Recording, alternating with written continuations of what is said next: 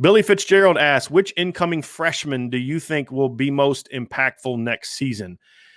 Well, the nice thing about where Notre Dame is right now as a football program is there's no position where a freshman has to play next year. Not one. I don't think there's any place where you can say, boy, this guy's going to have to play. Like 2017, it didn't matter if Kurt Hinish and Myron Tungavaloa were ready to play or not. They needed to play. They had to play. There just weren't the players there.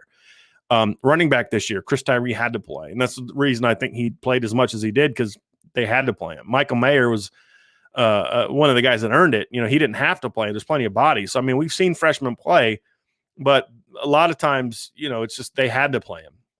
This year, if a guy's going to play, it's because he's going to earn it. You know, Gabriel Rubio flat out is physically ready to play as a freshman. Will he play? I don't know. I mean, there's a lot of good players there. He's a guy capable of it. He's a guy that I'd keep my eye on. And if guys because there's been some injury problems up the middle with some of those guys. We talked about Howard Cross and Jacob Lacey and Jason Adamiola's had some injury issues in the past. So, you know, if I'm one of those guys ahead of Gabriel Rubio, I am not wanting to miss a single practice. I am not wanting to give that guy, I'm not wanting to give Aiden Keana or Riley Mills an opportunity to get extra reps, because I may not get that spot back. So he's a guy that I keep an eye on. You know, Prince Colley's a guy, especially if the rover position, I could see him maybe, you know, making an early run for playing time. I think the receivers, Lorenzo Styles and Deion Colsey, are guys that will have a chance to play if they make the changes on offense. I think one of the freshman running backs could slide into that, especially if there's an injury. I think both of them are capable of playing as a freshman. But the one position where I think we'll definitely see some freshmen playing this year is in the secondary.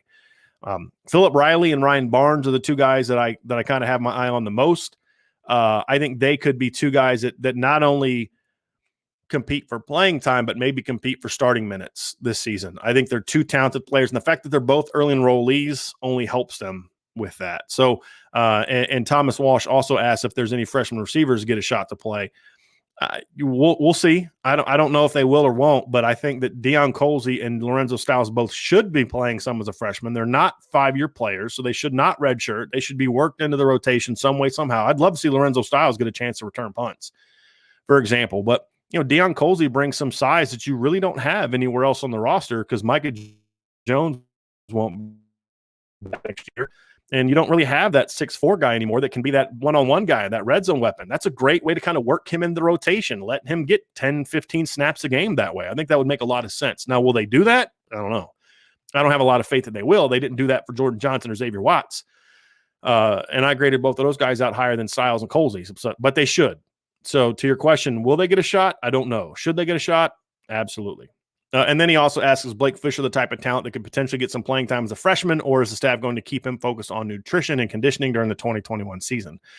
I think both. I think obviously you want to make sure that he's staying on top of nutrition and conditioning. Guys with his body type, you always have to worry about that. But I mean, I thought Blake did a great job with that as a senior in high school at home. I mean, not at Notre Dame. So I think he's a hungry kid. I don't think Blake is coming to Notre Dame thinking, I'm going to sit a couple years and wait my turn. I think he wants to play right now. And if he puts in the work and has the right attitude, which I think he will have, you know, I could see him competing to play as a freshman. And I think that the fact that there's 4 open spots and there's not a lot of proven players ahead of him could result in that. And look, we've only seen 2 true freshmen play significant minutes. Ronnie Stanley played like 2 games, then redshirted with an elbow injury. Steve Elmer and Robert Hainsey, the only true freshmen we've seen play, both of them were early enrollees.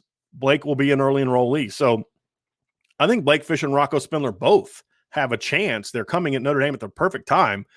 They're both going to have a chance to step in and compete as freshmen. There's no question about it.